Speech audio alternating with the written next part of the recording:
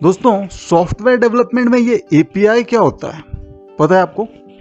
API का full form तो है एप्लीकेशन प्रोग्रामिंग इंटरफेस। लेकिन ये होता क्या है? जब दो या दो से ज्यादा कंप्यूटर प्रोग्राम्स एक दूसरे से कम्युनिकेट करते हैं तो वो एपीआई के जरिए करते हैं। दूसरे वे में कहूं तो एपीआई एक जरिया है दो या दो से ज्यादा कंप्यूटर प्रोग्राम्स को कम्युनिकेट करवाने का। एक कंप्यूटर प्रोग्राम दूसरे कंप्यूटर प्रोग्राम को रिक्वेस्ट भेजेगा और दूसरा कंप्यूटर प्रोग्राम उस रिक्वेस्ट का रेस्पॉन्स भेजेगा। याद रखो, कंप्यूटर प्रोग्राम, ये शब्द कंप्यूटर प्रोग्राम, और सबसे जरूरी याद रखो रिक्वेस्ट और रेस्पॉन्स। ओके, याद रहेगा ना ये दो शब्द, रिक्वेस्ट और रेस्पॉन्स। इन दो शब्दों में एपीआई का सारा सार समाया हुआ है। आप जो इतने सारे वेबसाइट्स या एप्लीकेशंस यूज करते हो उसमें ऑलमोस्ट सभी एपीआई का इस्तेमाल करते हैं, रिक्वेस्ट भेजने के लिए और रेस्पॉन्स रिसीव करने के लिए। एग्जांपल बताता हूं, एक बहुत ही सिंपल।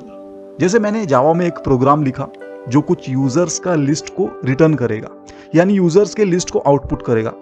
वो प्रोग्राम मैंने अपने कंप्यूटर पर या सर्वर पर होस्ट कर दिया और उसे एक यूआरएल के जरिए एक्सपोज कर दिया। जैसे वो यूआरएल हो सकता है codehindi.com/userslist।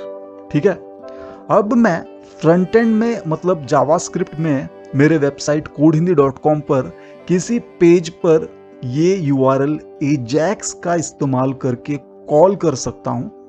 डायरेक्ट नहीं, एजैक्स का इस्तेमाल करके। ओके, एजैक्स क्या है वो अगले वीडियो में बताऊंगा।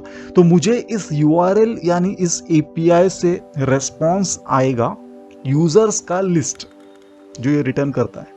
अब इस रेस्पॉन्स के साथ मैं जो करना चाहूँ करूंगा। जैसे इसे वेब पेज पर दिखा सकता हूं मेरे वेबसाइट के यूजर्स को। एपीआईज को सिक्योर कर सकते हैं हम टोकन्स के जरिए। वैसे ये एपीआई किसी दूसरे डोमेन पर भी हो सकती है, जरूरी नहीं है कि जिस पर आपका वेब ऐप या वेबसाइट है उसी पर हो। उसके बारे में आने वाले वीडियोस में बताऊंगा। ओके, समझ में आया क्या एपीआई क्या है? याद क्या रखोगे? कंप्यूटर प्रोग्राम्स, रिक्वेस्ट, रेस्पॉन्स, भूल मत जाना। ओके, चैनल को सब्सक्राइब कर लिया ना? चलिए, धन्यवाद।